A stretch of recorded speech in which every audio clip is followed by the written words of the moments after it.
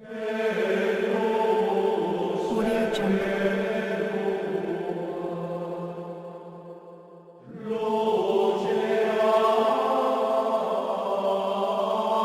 Audio Jungle.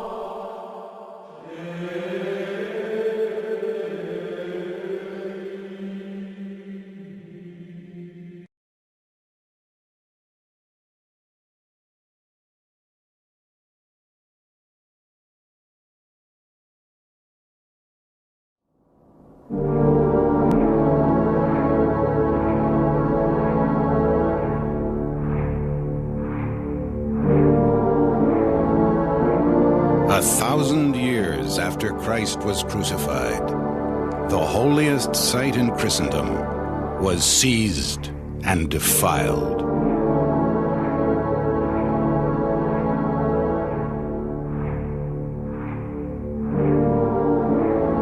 The Pope beseeched all Christians to unite in a great crusade.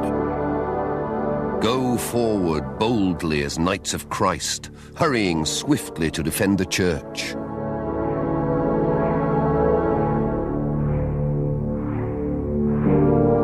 His call was heeded by a new order of knights who pledged their lives to retake the Holy Land. Warrior monks fighting for God, and betrayed in the end by their own church.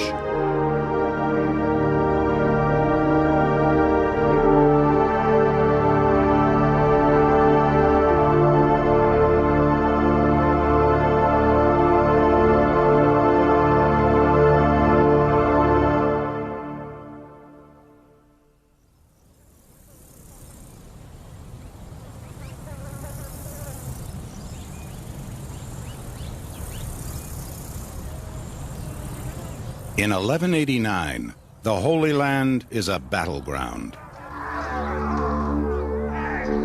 Two armies, Christian and Muslim, each fight with God on their side.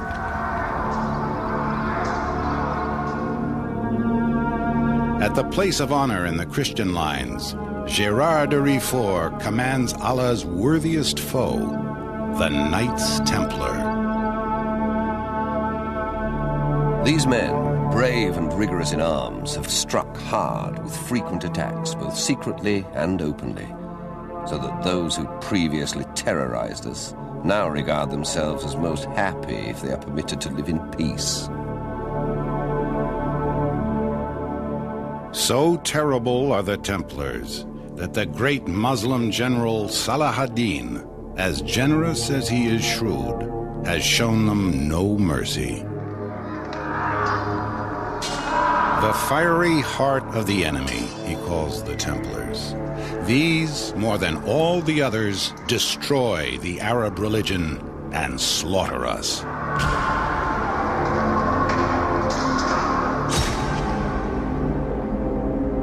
With fire in his heart, Gérard de Riefort prepares to lead his knights once more into battle. 70 years before, the Templars, this scourge of God, was only 8 men strong.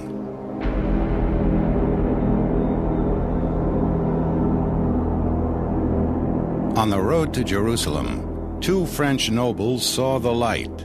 Hugh de Payon and Godfrey de Saint-Omer, traveling with 6 other knights, vowed to safeguard the progress of pilgrims to the Holy Land.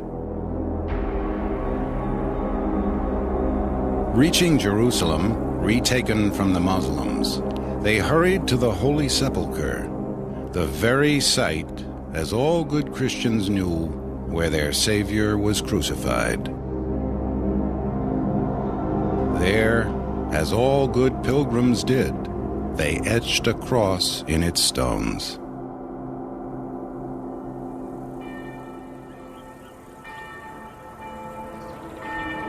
The Christian king of Jerusalem was so impressed by their piety that he granted them quarters in his own palace, itself built, it was said, on the site of the Temple of Solomon. the band of brothers came to be called the Poor Knights of the Temple of Solomon, the Templars.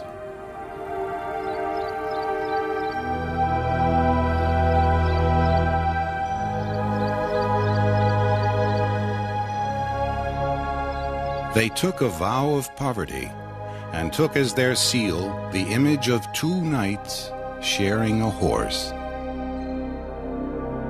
Nurtured by the Pope himself, the new order flourished. To buy their own salvation, noblemen gave the Templars armor, horses, and land.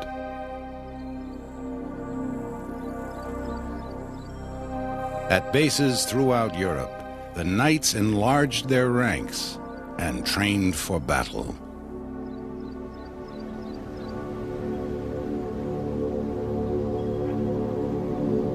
Soon, from their own storehouses and monasteries, the Templars were sending supplies and men to the Holy Land, the sons of nobles who had spent their youth preparing for war. Among them, a young Flemish knight, Gerard de Riefort.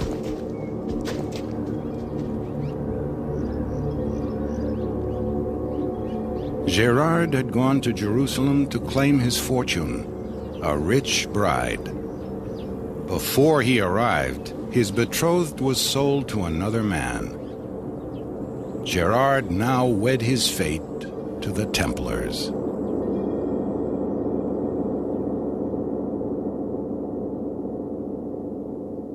Other knights hired themselves out as freelances. Other knights defiled themselves with wealth, pillage, rape. As a Templar, Gerard donned the white tunic of poverty, humility, and chastity.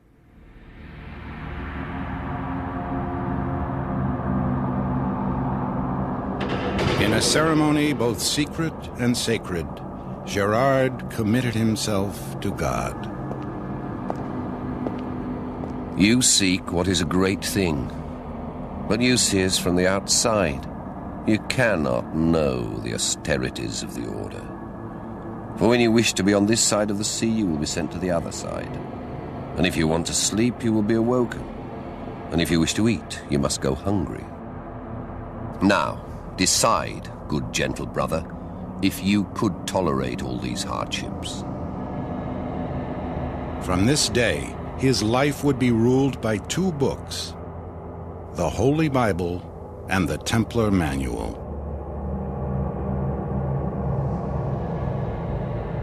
Too much talk is not without sin. We altogether prohibit idle words and wicked outbursts of laughter.